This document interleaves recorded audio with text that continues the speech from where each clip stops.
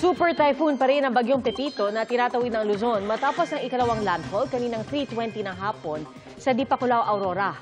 Pulitong namataan ang pag-asa sa nagtipunan Quirino at kumikilos pahilagang kanluran. Nakataas na yon sa Tropical Cyclone Wind Signal number 5 ang central portion ng Aurora, southern portion ng Quirino at southern portion ng Nueva Vizcaya. Signal number 4 sa natitirang bahagi ng Aurora, Nueva Vizcaya, Quirino, southern portion ng Ifugao, Benguet, southern portion ng Ilocos Sur, La Union, eastern portion ng Pangasinan at northern portion ng Nueva Ecija. Signal number 3 sa southern portion ng Isabela, natitirang bahagi ng Ifugao, Mountain Province, southern portion ng Kalinga, southern portion ng Abra, natitirang bahagi ng Ilocos Sur, Pangasinan, northern at eastern portions ng Tarlac, natitirang bahagi ng Nueva Ecija, northern portion ng Bulacan at northern portion ng Quezon kasamang Polillo Islands. Signal number 2 sa natitirang bahagi ng Isabela, southwestern portion ng mainland Cagayan, natitirang bahagi ng Kalinga, southern portion ng Apayao, natitirang bahagi ng Abra, Ilocos Norte, Zambales, natitirang bahagi ng Tarlac, northern portion ng Bataan, Pampanga, natitirang bahagi ng Bulacan, Metro Manila, Rizal, northeastern portion ng Laguna at central portion ng Quezon. Signal number 1 naman sa natitirang bahagi ng mainland Cagayan, Apayao, Bataan, Cavite, natitirang bahagi ng Laguna, Batangas, natitirang bahagi ng Quezon, northern portion ng Occidental Mindoro kasamang Lubang Islands, northern portion ng Oriental Mindoro, Marinduque, Camarines Norte at northern portion ng Camarines Sur. Sa rainfall forecast ng Metro Weather, posibleng makaranas bukas ng light to moderate rains ang halos buong Luzon. Light to intense rains naman sa ilang lugar sa Davao, General Santos at Cotabato. Posible rin po ang pagulan sa Metro Manila. Bukod sa pagkain, maayos na matutuluyan ang kalbaryo ng mga taga-Laguna. Kaya ang mga nagsisiksikan sa mga evacuation center sa pasilyo na ng eskwelahan na natili. Nakatutok si Maki Pulido. Ayan po, makikita po natin guys. Hindi alintana ang malakas na hangin, pumalaot pa rin ang ilang mangingisda sa Laguna de Bay sa Calambas City, Laguna. Kailangan daw kasi nila ng pang-ulam lalo na ngayong may bagyo. Sa Binyan City, sinundo na ng mga rescuer ang pamilya ni Heidelin. Pinasok na ng tubig ang bahay nila kaya kahit saglit pa lang sila nakakauwi matapos ang bagyong Christine, balik evacuation center na naman sila. Medyo mahirap lang talaga. May mga bata, hindi ka agad makaalis.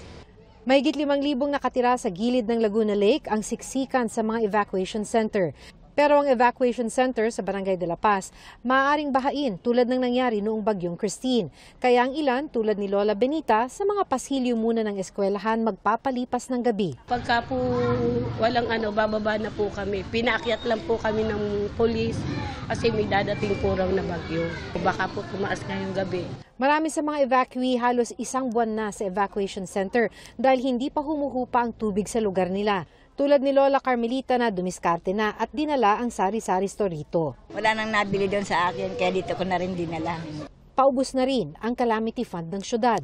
Kaya pa naman kung ang pag-uusapan is yung pagkain, pag yung mga bahay ang nasira, that will be a bigger problem. Sa Noveleta, Cavite naman, ipinarada ng ilang barangay ang kanilang mga sasakyan sa mataas na bahagi ng kalsada dahil posibleng umapaw ang Ilang-Ilang River. Para sa GMA Integrated News, Maki Pulido, nakatutok, 24 oras. Dahil sa sunod-sunod na bagyo, natuto na umano at hindi na nagkikibit-balikat ang ilang nakatira sa mga bahaing lugar sa Quezon City. At nakatutok live si JP Soriano. JP. Kaya nga, Ivan, agad silang sumama sa preemptive evacuation ng barangay dito sa Barangay Silangan kahit hindi pa naramdaman ang malakas na epekto ng Super Typhoon Pepito bilang paghahanda nga sa bagyo. Kusang nagsilikas ang ilang residenteng nakatira sa bahaing bahagi ng Tagumpay Extension sa Barangay Silangan, Quezon City. Hindi po, ito member ko sa Portester Habang maaga po, kasi mahirap po pag lumaki ng tubig na po. Isa sa mga naunang lumikas ang 8 buwang buntis na residente. Noong bagyong Christine kasi, lagpas tao ang baha roon at pahirapan ang pagsagip sa kanila. Para malaman po natin kung gaano kataas yung inabot ng baha nung bagyong Christine, tignan nyo po itong lumot na ito sa bahagi ng bahay na ito. At yan nga po ang pinangangambahan ng mga residente rito sakaling lumakas ulit ang ulan ngayong bagyo. Ayon sa mga residente, mahigit 5 taon nang hindi naaayos ang nasirang bahagi ng retaining wall na proteksyon sana nila mula sa katabing creek.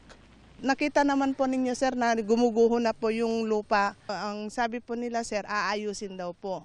Sinusubukan pa namin kunin ang panig ng Quezon City LGU dahil daw sa maagang babala sa bagyo, sumunod sa preemptive evacuation ng mga residenteng nasa flood-prone areas. Good thing naman po, natuto yung mga resident na wala pang tubig.